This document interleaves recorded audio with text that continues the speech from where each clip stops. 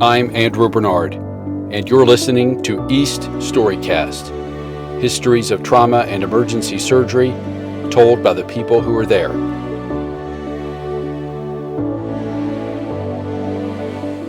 Trauma, critical care, and acute care surgery is arguably the world's most famous trauma meeting.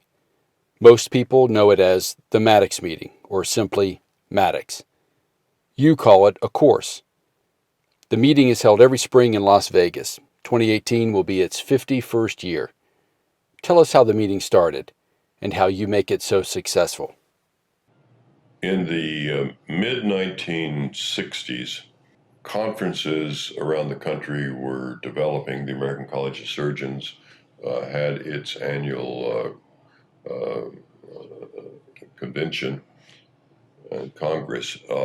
Out in the West, there was a John Batdorf and Dr. Comack, who were very busy in a growing town in Nevada, Las Vegas. Remember, prior to 1960, the go-to place to gamble and to go on vacation was Havana, Cuba. And because of Castro, the United States put an embargo on Cuba, and people couldn't go to Havana. And Las Vegas, partly driven by the same maybe mafia elements that went to Cuba, Las Vegas developed.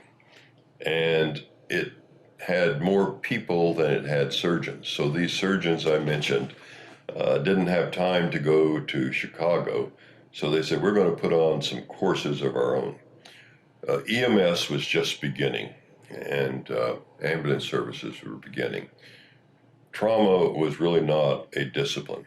So they created basically a resuscitation course in Caesar's Palace, and they had a budget of about $50. And there were court fees if you brought your own booze. So they brought resusciantes in. And in the resusciante case was their booze. That instead of buying booze from the hotel, they got it on the streets somewhere for their receptions and parties. And the second year, they still met at Caesar's Palace.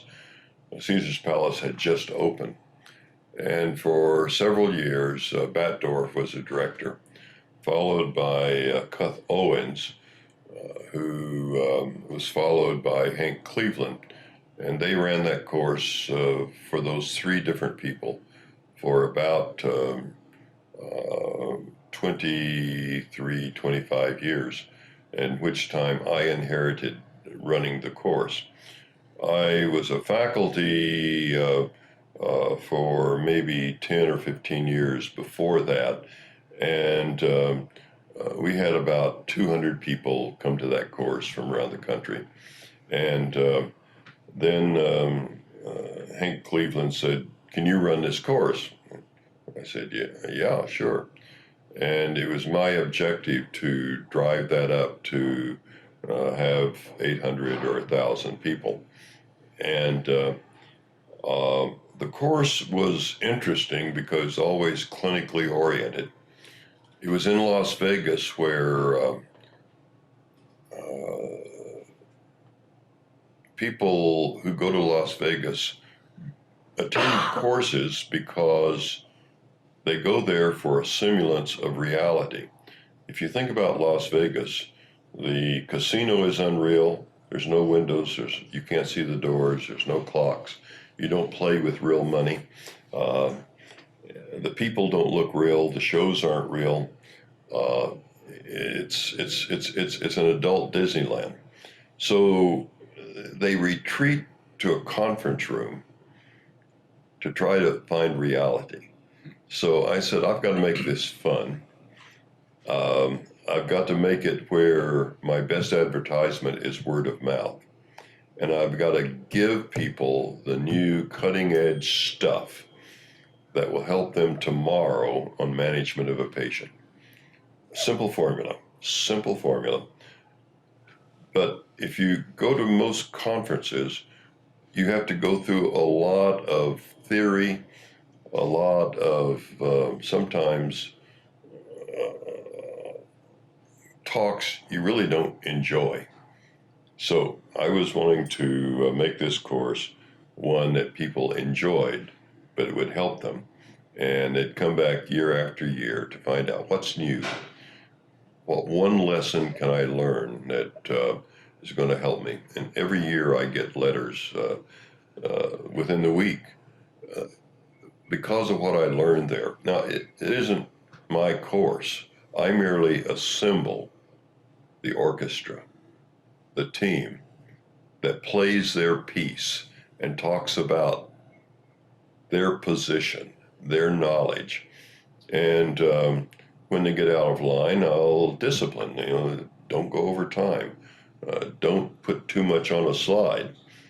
Talk to the microphone. And so the combination of those factors are partly entertaining, but it's good science. It's good clinical stuff. And the faculty stay for almost all the lectures because they learn too. And simple formula.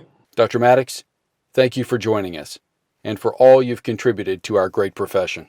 This concludes another episode of East StoryCast, histories of trauma and emergency surgery told by the people who were there. Until next time, let's keep the conversation going.